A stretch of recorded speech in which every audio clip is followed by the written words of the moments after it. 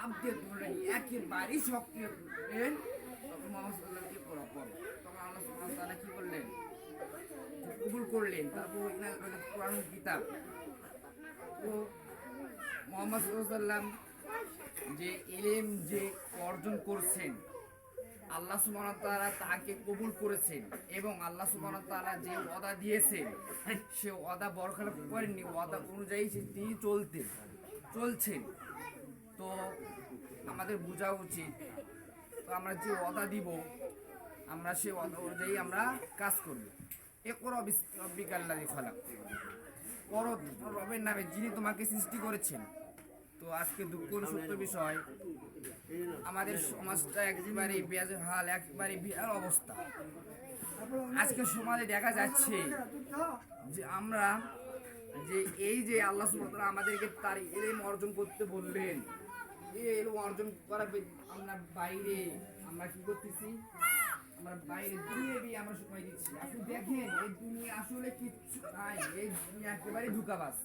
আপনি দেখেন আল্লাহ সুবহানাহু ওয়া তাআলা বলেছে আমাল হায়াতিদ দুনিয়া ইল্লা লাহু ওয়া লাইব, এই দুনিয়া আসলে খেলতামাশা, এই দুনিয়া আসলে হাসির তামাশা, এই দুনিয়া কোনো কিচ্ছু নেই।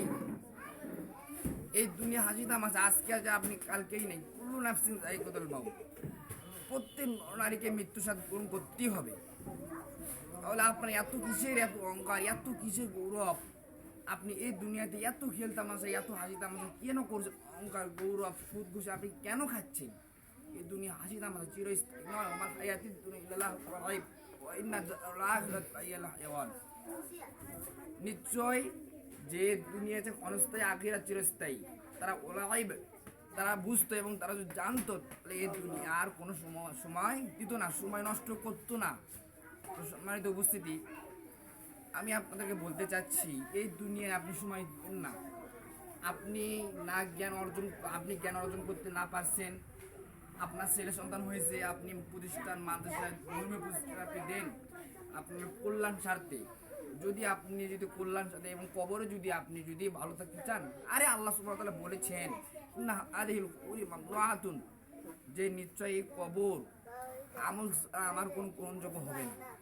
আমরা জানি, আমরা প্রত্যেক আলেম উলামা আমরা মসজিদে শুনি যে কবরের 3টি আমল যাবে। এক নেক সন্তান, আপনি যদি এই দুনিয়াতে নেক সন্তান আপনি যদি যান, এই নেক সন্তান যদি আপনার জন্য দোয়া করে, আল্লাহ সুবহানাহু ওয়া তাআলা বলছেন কারেন্টের সুইচ দিলে যেমন বাতি ফ্যান জ্বলে, অনুরূপভাবে ওই দোয়া কারেন্টের সুইচের মতো মানে দোয়া ফুল করে বানাবো।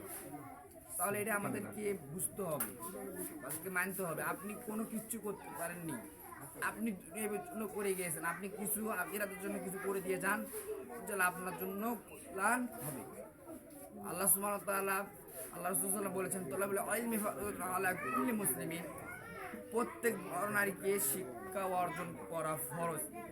তাহলে আমাদেরকে ইলম অর্জন করা ফরজ, এটাই সত্য। ইলম অর্জন আমাদেরকে করতেই হবে। ইলম ছাড়া আমরা এই দুনিয়াতে আমরা চলতে পারবো না এবং আখিরাতের জন্য আমাদেরকে কিছু কাজ কর্মগুলো দুনিয়াতে করে দিতে হবে।